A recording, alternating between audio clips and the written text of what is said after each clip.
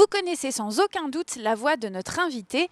Il s'agit d'Odile Schmidt. C'est une comédienne française spécialisée dans le doublage et elle prête sa voix à la belle Eva Longoria dans certaines séries télévisées et spots publicitaires.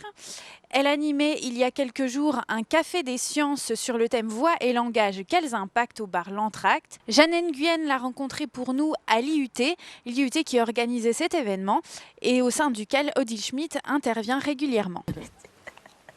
Bonjour à tous, nous sommes dans Place Jules Ferry. Aujourd'hui, nous sommes en compagnie d'Odile Schmidt. Bonjour. Voilà, qui fait la voix française d'Eva Longoria dans Desperate Housewives et aussi dans toutes les publicités qu'elle fait. Et là, à l'IUT, on est dans une super belle salle, Ouais. toute nouvelle, donc dans le studio. Et donc voilà, Odile Schmidt, vous pouvez vous présenter en quelques mots. Oui, bien sûr, vous l'avez dit, vous avez déjà tout dit. Je suis Odile Schmidt, j'ai la chance de doubler Eva Longoria et bien d'autres actrices. Et c'est vrai que sa notoriété, la reconnaissance de ce métier maintenant, parce qu'avant, les gens du doublage, on en parlait, mais il n'y avait pas cet engouement qu'il y a en ce moment. D'ailleurs, j'espère que ça ne va pas nuire aux gens du doublage, parce qu'on parle d'eux maintenant partout, tout le temps, et peut-être que les téléspectateurs peuvent un petit peu en avoir assez d'entendre parler d'eux. Mais ça a été vraiment la cerise sur le gâteau, parce que d'abord, c'est une merveilleuse comédienne, mais toutes celles que je double sont vraiment d'excellentes comédiennes. Et seulement la notoriété de cette série a fait que... Oui, c'est vrai que Desperate Housewives, je pense que tout le monde connaît. C'est vraiment une série... Même ceux qui ne regardent pas les séries. J'ai besoin d'un homme capable d'exploser quand il a peur de me perdre. Carlos, non seulement je t'aime, mais j'aime aussi la façon dont tu m'aimes. Alors, on reprend. Rendez-vous jeudi. Vous avez fait les cours Florent aussi, c'est ça? J'y suis passée genre une semaine. D'accord, ça ne vous avait pas plu? Pas du tout, c'est que j'étais impatiente. Je me disais, c'est peut-être pas la peine d'apprendre, mais j'ai très vite compris qu'il fallait apprendre. Et j'ai regretté de ne pas avoir fait les cours Florent, parce qu'il en sort de très très très bons éléments, vraiment. Et du coup, quand j'ai compris ça, il y a Voudzinas qui donnait des cours, donc j'y suis allée et j'ai beaucoup appris chez Voudzinas. Il y a aussi Strasberg, John Strasberg, le fils de son père, qui avait créé l'Actor Studio. Il est venu donner des cours de cinéma et de théâtre en anglais, et j'y suis allée parce que c'était super important. Mais de toute façon, moi j'ai eu la chance de travailler assez tôt, assez vite quand je suis arrivée à Paris. Et justement... Alors le doublage, c'est parce qu'un jour j'avais tourné un film en anglais, avec Alain Tanner, film qui était allé en sélection officielle à Cannes. Donc, premier tournage, premier 35, je me retrouve à Cannes en sélection officielle. Premier rôle féminin, troisième rôle du film, donc je fais partie des comédiens qui représentent le film. Et c'était très émouvant et très perturbant, parce que quand on n'a pas l'habitude qu'on vienne démarrer dans le métier, et qu'on se retrouve sur les marches de Cannes, c'est assez incroyable, quoi. C'est un rêve. Et en même temps, si on n'est pas bien entouré, ça peut vite devenir un cauchemar. Mais là, j'étais bien entourée. Alain Tanner, les producteurs, Trevor Howard, tout le monde a été absolument merveilleux, quoi. C'est exactement ce que j'allais dire. En fait, moi, c'est parce que j'en ai fait les frais. C'est-à-dire que j'arrivais en studio comme une fleur, et puis on me disait, ok, aujourd'hui, tu as un rôle d'une nana qui se fait violer. Et première boucle, hurler. J'avais rien chauffé du tout, et paf, j'étais à faune. Alors après, parce qu'on ne peut pas manquer, surtout quand on joue au théâtre le soir, on ne peut pas se permettre de manquer, de dire la comédienne s'est pété la voix par sa faute, donc piqûre de cortisone, ce qui est absolument pas à faire, c'est très très mauvais, et on se fout une santé en l'air, quoi, avec ça. Et ça, du coup, j'ai appris à ne jamais être dans la clim. L'été, je préfère mourir de chaud dans ma voiture que de mettre la clim, parce qu'on a beau dire que ça vient pas de là, et moi, si je prends froid là, je suis morte. Et effectivement, puisque de temps en temps j'ai 45 minutes ou 3 heures dans les embouteillages, alors pour pas m'ennuyer, je fais beaucoup d'exercices d'articulation, ça s'entend, hein, d'articulation, et des trucs aussi bêtes que gag, qui, cocu, pour bien détendre tous les muscles, parce que quand là, c'est fin prêt, on a moins d'efforts à faire au niveau des cordes vocales. Et ensuite, laisser passer le filet juste nécessaire pour être, le dire avec conviction, faire le rôle avec conviction, etc. Et être dedans, évidemment. Mais de temps en temps, et en plus, en général, j'essaie de demander à ne pas crier à 9 h du matin, mais c'est pas toujours possible. Donc, Est-ce que vous pouvez effectivement. nous faire un tout petit extrait de la voix de Tao? Mais bien sûr. Et franchement, ça fait tellement longtemps que je croyais que j'existais même plus. Je savais même plus que j'étais toujours Odile Schmitt. Mais c'est génial. Vraiment, voir un UT où il y a des profs aussi super, une région où les gens nous accueillent comme ça et des étudiants qui sont tellement passionnés. Mais c'est un plaisir, c'est ma cité d'or à moi, quoi. C'est super impressionnant. Qui es-tu? Tao. Et toi, comment t'appelles-tu? Oh non, j'en veux pas, non, non. Où sommes-nous ici? Esteban doit s'inquiéter, tu dois me ramener. N'aie pas peur, tu n'as rien à craindre de moi, tu sais. Je savais bien qu'un jour ou l'autre tu viendrais. J'ai attendu longtemps que tu viennes. Pour moi, c'était évident depuis des dizaines d'années. Esteban, dis-moi où il est si tu sais tant de choses. Esteban? Je ne sais pas où il est, moi. Et juste la voix d'Eva Longoria aussi. Un petit Alors, bout. c'est un petit peu plus compliqué parce que Eva Longoria, c'est ma voix. Mais sauf que quand elle parle dans la vie, elle ne parle pas comme elle parle dans le film, puisqu'elle joue un personnage en jouant Gabriela Solis. Donc, chaque fois qu'on me dit ça, il faut que je m'imagine Eva Longoria, si belle, si bien faite, enfin, tout quoi bien. Elle a tout, cette fille. Et en plus, elle est gentille, en plus, c'est une merveilleuse comédienne. Et donc, je l'imagine dans son petit tailleur, perché sur ses hauts talons, marchant les fesses bien serrées, avec une grosse dynamique et surtout une bonne mauvaise foi. Et ça donne quelque chose du style... Carlos, je t'avais dit que maintenant, on ne ferait plus les courses dans les supermarchés. Et que ta carte bleue, c'était ma propriété. Ça fait partie du contrat. Par exemple. C'est terrible. Je trouve ça super. Mais justement, en fait, vous avez votre voix, donc la vôtre, hein, forcément. Et donc, à chaque fois, on vous pose des conditions, entre guillemets, où justement, vous écoutez en version originale, puis après, vous adaptez, en fait, votre voix. En fait, on passe des essais. Ce métier, c'est une remise en question permanente, quoi.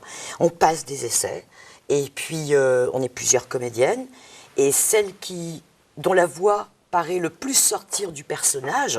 Alors oui, on a parfois des similitudes, soit dans un trait de caractère, un trait physique, une dynamique, un truc comme ça. Donc on passe des essais.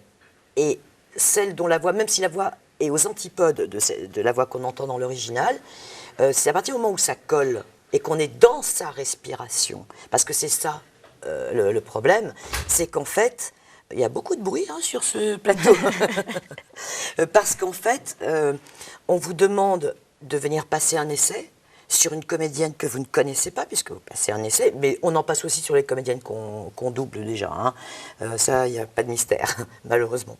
Et heureusement aussi, il y a du bon et du mauvais là-dedans. Mais bon, et je ne vais pas donner de mauvaises idées à mes employeurs. Donc, on nous demande de passer un essai, de nous imprégner de ce qu'on entend. Alors, moi, c'est sûr, quand j'arrive, et mes camarades pareil, on ne sait pas si on va faire une voix particulière ou pas. Mais on regarde l'image, on écoute attentivement, et si on est dans la peau du personnage, si on est dans son souffle, dans sa respiration, dans ses chaussures, dans son corps, dans son âme, eh ben, ça tout se met en place automatiquement. Et c'est chaque fois une naissance de quelque chose de quelqu'un qui était en nous qu'on ne connaissait pas. C'est chaque fois très émouvant. À chaque fois, oui, vous adaptez à la personne qui est Bien déjà au sûr, départ. à la personne, au rôle surtout. Et à ses émotions. À parce que ses tout passe émotions. par, On la peut, voix. on peut être dans une émotion plaquée, truquée, mais je vous garantis que le téléspectateur le sait. Parce que quand un téléspectateur dit « Oui, c'est vrai, les paroles sur la bouche, ça allait », donc là, il parle du synchronisme, ça les a pas trop choqués, mais ils disent « Ouais, je sais pas, c'est pas très bien doublé, on n'a pas l'impression que ça sort d'elle ou de lui ». Et en fait, c'est qu'on n'était pas à fond dedans. Parce que je vous jure qu'ils ne se posent pas la question de regarder les lèvres ou n'importe quoi. Quand c'est super bien doublé, même ceux qui n'aiment pas les versions françaises, ils sont pris dans le truc si le film est bon, évidemment, et si le doublage est bon. Et un doublage ne dessert pas forcément un film. Des fois même, il l'arrange. Mais bon, effectivement, il y a parfois de mauvais doublages. Et c'est L'erreur vrai, est des fois. humaine. Ça s'appelle la bande rythmo. À chaque fois que les mots arrivent, quand ils passent sous cette barre-là, ça veut dire que la personne va commencer à parler.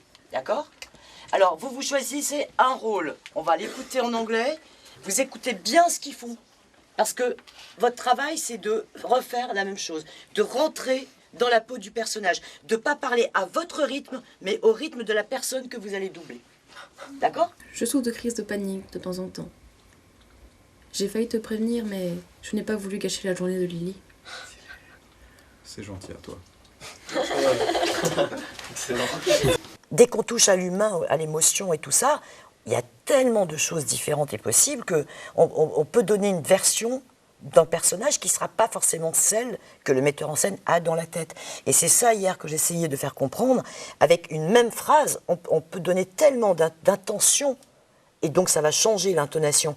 Donnez-moi une phrase. Donne-moi ta carte bancaire tout de suite. Ok.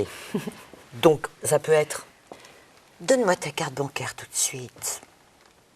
Premier sentiment, première émotion, première donc intention et première intonation.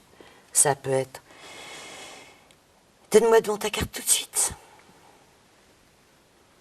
Petite impatience qui commence à naître. monter. Donc deuxième version. Et ça peut être Donne-moi ta carte tout de suite. C'est les mêmes mots. Mais les intentions sont totalement différentes. Et ça peut être Tu me donnes ta carte tout de suite. Elle me fait peur du coup.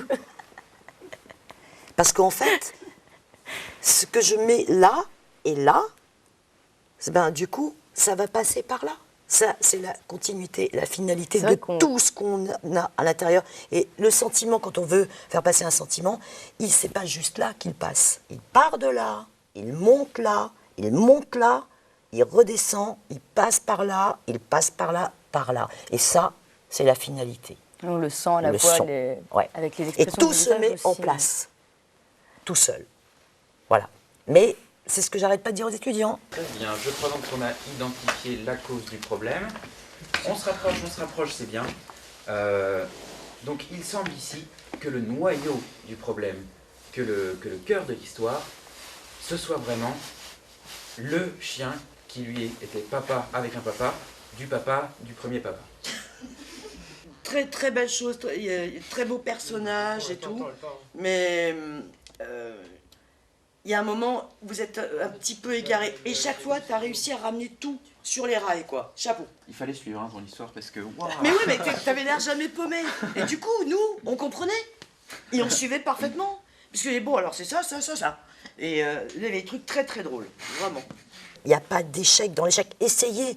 Vous vous cassez la gueule, c'est pas grave, au moins vous aurez essayé. Et vous saurez que peut-être c'était pas ça votre voix. Et si vous vous cassez la gueule et que vous voulez encore recommencer, refaites-le, repartez, allez au bout. Comme on va au bout de nos intentions, allez au bout de vos rêves. Et ça, je pense qu'on ne va plus jamais m'interviewer parce que je passe mon temps à le dire. Mais je vois que les gens, dans l'instant, ils disent oui, c'est merveilleux, c'est formidable. Mais... Et puis en fait, le soufflet retombe. Et ils ne le font jamais. Ou pas assez souvent à mon goût. Mais bon, c'est un luxe, hein, d'aller au bout de ses rêves. Il faut bien le savoir. Il ne faut pas être spectateur, il faut être acteur de sa vie. Absolument. Ah, vous étiez vraiment à la conférence d'hier.